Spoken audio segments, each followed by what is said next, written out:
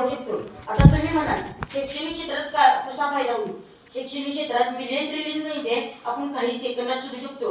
वैद्यकीय क्षेत्रात रोगाचा प्रभाव होण्याआधी आपण तो आटोक्यात आणू शकतो, उदाहरणार्थ कॅन्सर, अल्झायमर. तर बँकिंग क्षेत्रात अतिशय मनसोक्तपणे व्यवहार करू शकतो. या तंत्रज्ञानामुळे अतिशय शैक्षणिक प्रगल्भता वाढली आहे. यामुळे आपण आर्थिक जीवन आणि शैक्षणिक सामाजिक व्यवस्था अतिशय व्यवस्थितपणे चालू शकतो. यामुळे आपल्या जीवनात खूपच प्रभाव पडत असेल हे आपल्याला नक्की जाणवून येईल. पण एखादी नवी संकल्पना जन्मात येत असते तेव्हा त्यानंतर तिचा काही काही संभाव्यता आव्हाने पण असतात. ही आव्हाने म्हणजे या तंत्रज्ञानामुळे पासवर्ड निकामी होतात.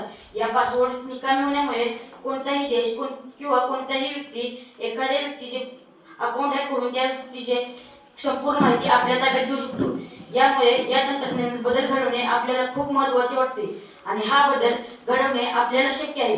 यामुळे आपण हा बदल घडवला पाहिजे. या तंत्रज्ञानाचा उपयोग आपण योग्य कामासाठी आणि योग्य वेळेसाठी केला पाहिजे. या तंत्रज्ञानामुळे अतिशय वेगवान पद्धतीने हे झालेले आहे.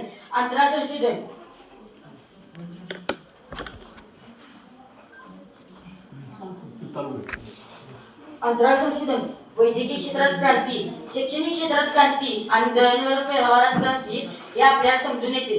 यामुळे आपण लवकरात लवकर या क्षेत्राकडे वळले पाहिजे. आपल्या भारताची सुरुवात आता सुरू झालेली आहे, पण आपल्याला बरीच वाटचाल करायची आहे आणि ही वाटचाल आपल्या तरुण पिढीकडूनच आणि युवा पिढीकडूनच होणार आहे.